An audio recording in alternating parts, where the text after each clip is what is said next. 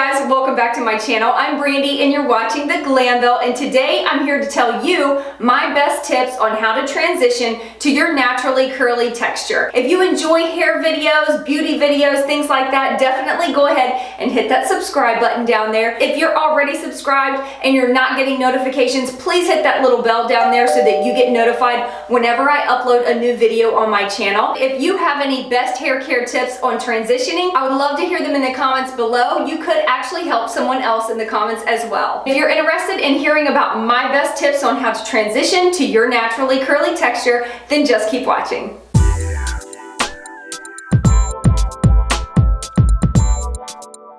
I know that I'm in a little bit of a different place. It probably looks a little bit weird. You're like, where are you filming? I am in my kids' bathroom. And the reason that I decided to film in here today, one, was just to change up the atmosphere a little bit. Two, because their shower curtain is actually a giant pineapple. I know you can't see the full thing right now. Since we're talking about transitioning to curly hair and wearing your hair to pineapple when you have curly hair is kind of like a thing, I decided to come and film in here today. The very first tip that I have for you, if you are trying to transition from straightening your hair, blowing out your hair, trying to get rid of your naturally curly texture, is stay away from heat. This is probably one of the most difficult things to do because before you transition, the heat tools are like your best friend. So transitioning, we are moving away from that heat and accepting our natural texture, so you have to get away from the heat damage.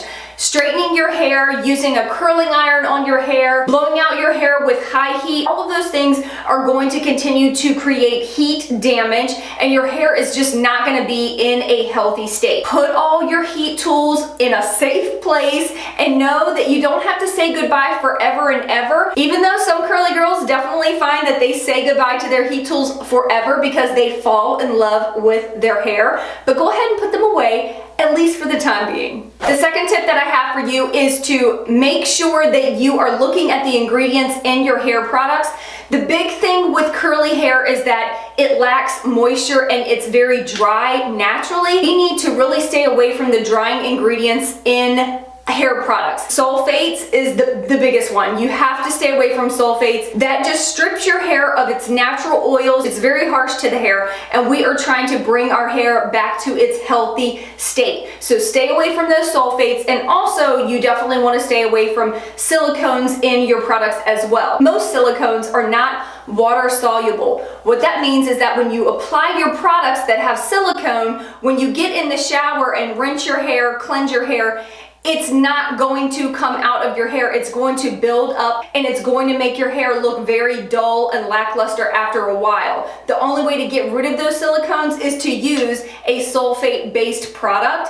And we're trying to stay away from sulfates because, again, it's very, very drying to the hair. If you want your hair to look its best and feel its best, then definitely stay away from sulfates and silicones in your products. And while we're on the topic of shampoos, let's talk about tip number 3, and that is to shampoo less frequently. I know sometimes this can be very, very difficult, especially for people that live a very active lifestyle and you work out a lot and you're sweating a lot and you feel like you need to wash your hair every single day. But with curly hair, the more you wash it, the more you are stripping away the natural oils that are going to coat your hair strands and help bring life to your hair. When you first start to transition, I recommend washing your hair once a week.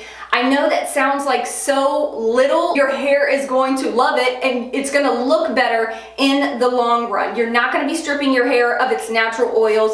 It's going to look more moisturized, look shinier, and it's going to look overall healthier. Once you've transitioned and your hair is in a very healthy state, I usually wash my hair about twice a week, and I find that that is plenty enough for me. In between washes, if you feel like you need a little bit of extra cleansing, then get a sulfate silicone-free dry shampoo that you can use around your scalp. I also do scalp massages in the evenings to help refresh my scalp. So even though you're only washing your hair once a week, you don't actually have to feel like you're dirty. The fourth tip that I have is to keep your hair hydrated. One of the biggest obstacles to kind of overcome when you're transitioning is having very dry, damaged, brittle hair. That comes from all of the heat styling that you've done over the years, or relaxers, or perms, or whatever chemicals that you've put in your hair. It's going to be super important to just kind of feed your hair with tons and tons of moisture So even though you're washing once a week, one of the ways to get extra moisture is to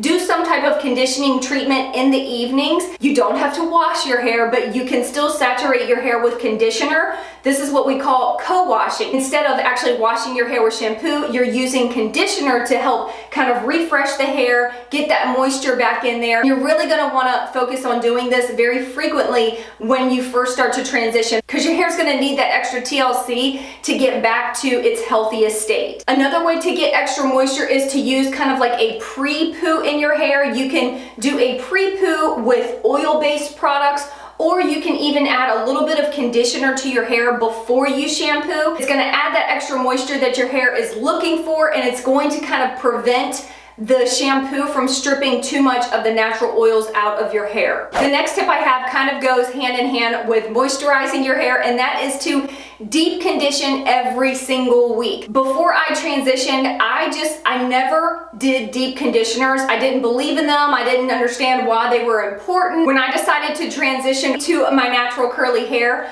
I definitely dove into the deep conditioning world, and I fell in love. My hair was completely transformed by using deep conditioners on a regular basis. There's so many amazing ones out there. I'll leave some of my favorites listed in the description box so that you have some options. Olaplex treatment is something that I absolutely swear by. It's something that is going to help to repair the bonds in your hair, and I have an entire video I just did on how I use Olaplex on my hair. I'll leave that listed in the down bar as well. I'll also leave it in a card here in the video. The Matcha Butter Deep Conditioner by Diva Curl is one of my holy grails, and there's just so many out there. You can do drugstore or you can do high-end, but just make sure that there is no sulfates or silicones in your deep conditioner. The last tip that I have for you is something that's optional, but if you're looking to really get your hair looking and feeling its best as quickly as possible, then you can also implement some type of hair growth supplement into your daily regimen. Biotin, I took that for a very, very long time, and it definitely helped with the health of my hair. There's also products like the Sugar Bear hair vitamins, Hairfinity hair supplements. I haven't ever tried them, so I can't give you my opinion on them because I don't know if they really do work. I have used a product called Primal Hair. I used that for like 4 months when I was going through a really, really big hair loss situation. That really helped me kind of get through that situation. So that is one that I can give my opinion on. I just say if you're going to use some type of hair growth supplement in your regimen, do your research, look for reviews. Unfortunately, there are a lot of products on the market that have great marketing tactics and make you spend your money, and then they don't actually work. So do your research, and if that's something that you want to do to help speed up the process, then I say go for it. That is it for this video. I really hope you enjoyed it. Thank you so much for coming by my channel today, and I will see you in my next video. Peace out.